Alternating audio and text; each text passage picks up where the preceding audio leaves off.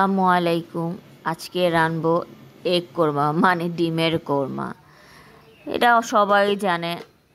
কে কিভাবে রান্না করেন আমাকে জানাবেন। আমি কিভাবে রান্না করছি সেটা জানাচ্ছি। ডিমগুলো সিদ্ধ করে খোসা ছাড়িয়ে নিয়ে একটু তেলে ভেজে নিয়েছি।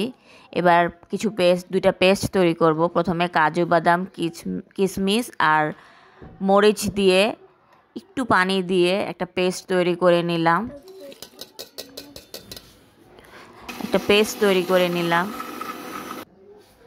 ঢেলে নিচ্ছি পেস্টটা।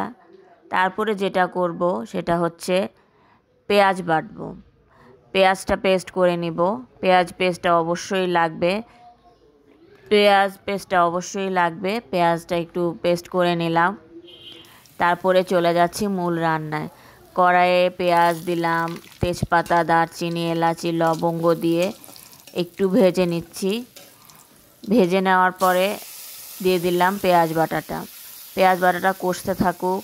এটার সাথে হচ্ছে মশলা দিব। কে কোথা থেকে দেখছেন, কিভাবে কে রান্না করেন আমাকে জানাবেন।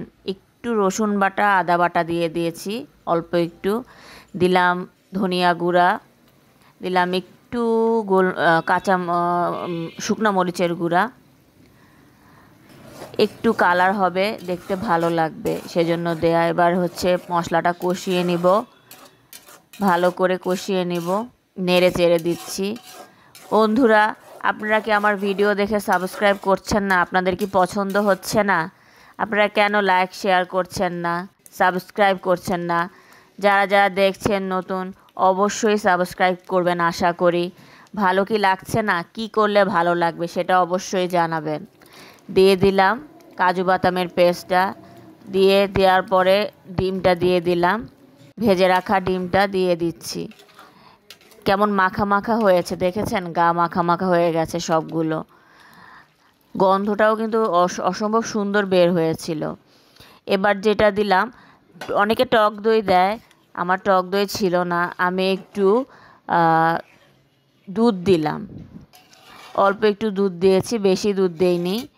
আমার ডিমের সংখ্যা যেহেতু কম, সে অনুযায়ী দুধ দেওয়া। মশলাও একটু মাখা মাখা হয়ে গেছে। এরপর দিয়ে দিব একটু লেবুর রস দিয়ে দিব। তাহলে একটু টক মিষ্টি লাগবে, খেতে ভালো লাগবে। কোরমাটা এভাবেই রান্না করি। আমার বাচ্চা খুব পছন্দ করে, তার বাবাও ডিমের কোরমাটা পছন্দ করে, তাদের জন্য রান্না করা। এবার হচ্ছে চিনি মাখানো বেরেস্তা। অবশ্যই মনে রাখবেন, আমি পরে চিনিটা দেইনি। আমি হচ্ছে বেরেস্তার সাথে চিনিটা একটু মিশিয়ে রেখেছিলাম, সেটাই আমি